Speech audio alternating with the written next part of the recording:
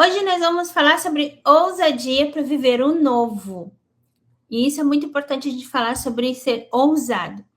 E eu lembro quando eu comecei no mundo cristão, eu tinha medo de falar, tinha medo de abrir a minha boca para falar, e isso me prejudicava muito. Então, como eu sempre fui uma pessoa muito espiritual, como eu fui uma pessoa muito de sentir o que o outro sente, eu sempre fui de sentir as dores do outro.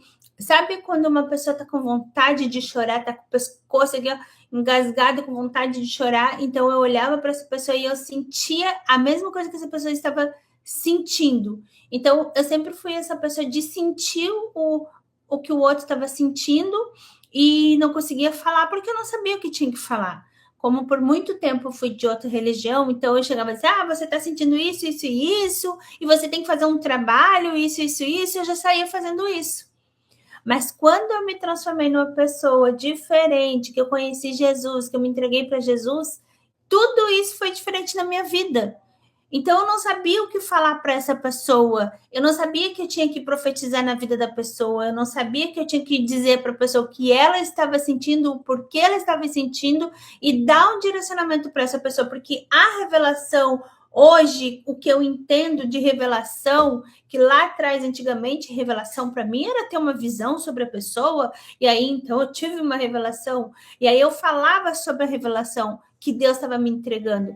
E aí depois o que eu fazia com essa revelação? Eu usava para eu ganhar o meu, ok?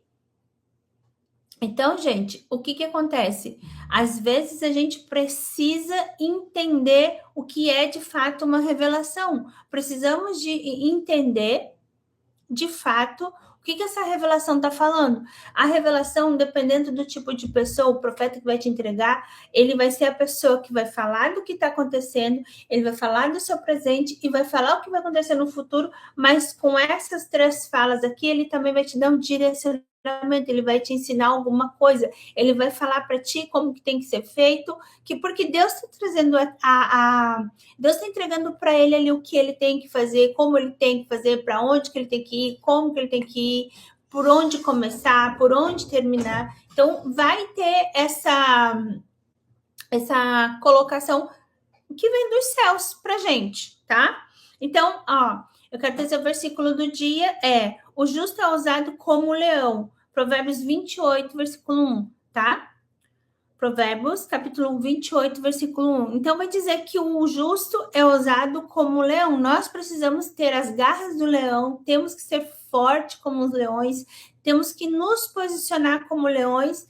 E o leão não tem medo de nada, não. Ele vai e ataca. Tu pode ver que muitas vezes ele vai lá e caça o animal que é muito maior do que ele. E ele é forte, certo? Então, uma reflexão que eu trouxe hoje para a gente conversar. Recomeçar é o primeiro passo, mas viver um novo que Deus te exige ousadia. Então, tipo, para recomeçar, muitas vezes é muito difícil. É muito difícil mesmo. Por quê? Porque quando a gente recomeça, tem coisas do seu passado que ainda interferem no presente, tem coisas do passado que você precisa trabalhar no presente. Por quê? Porque tudo o que aconteceu de ruim lá atrás, você vai vir colher aqui no presente.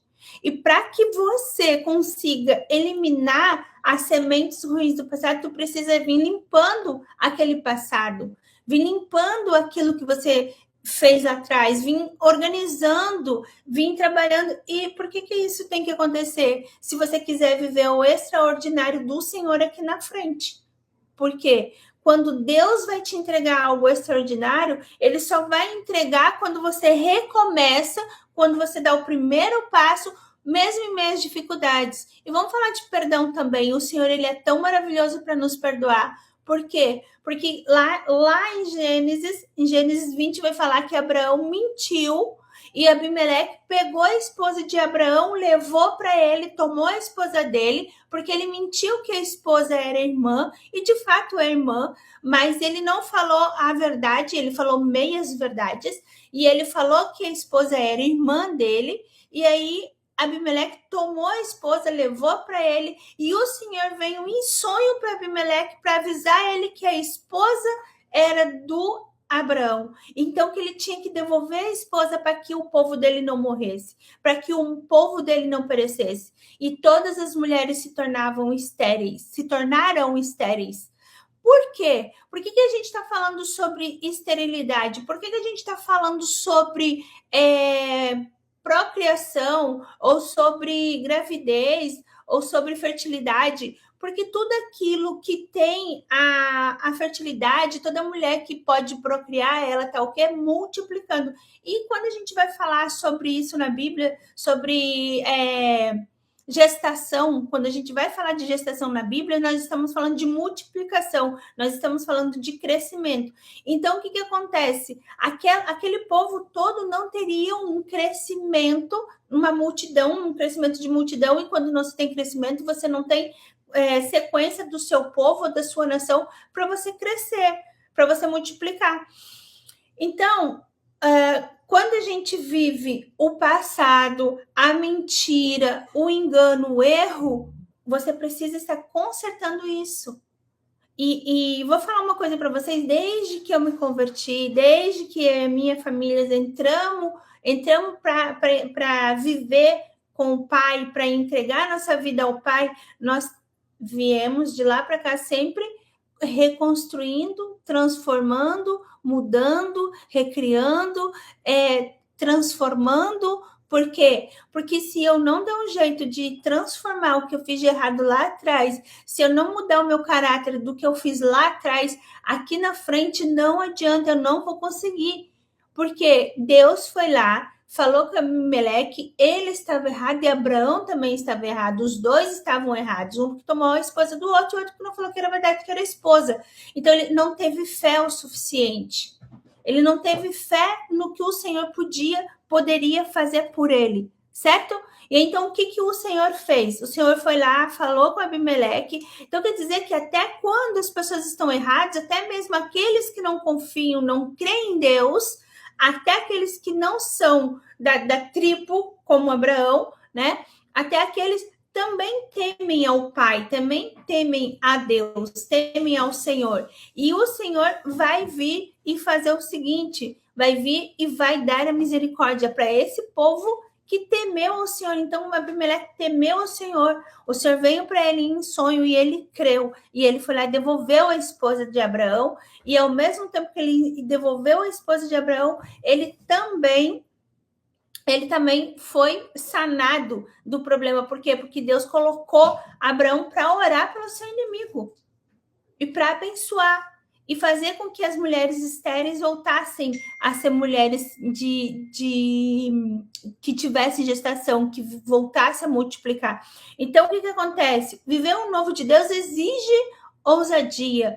Abraão teria que ter fé no Senhor. Abraão teria que ter fé no Senhor e ser ousado e não mentir que ele estava com a irmã e sim com a esposa, e crer que o Senhor ia proteger a família, porque a nossa família, quando somos de Jesus, quando a gente entrega a nossa vida a Jesus, nós somos blindados.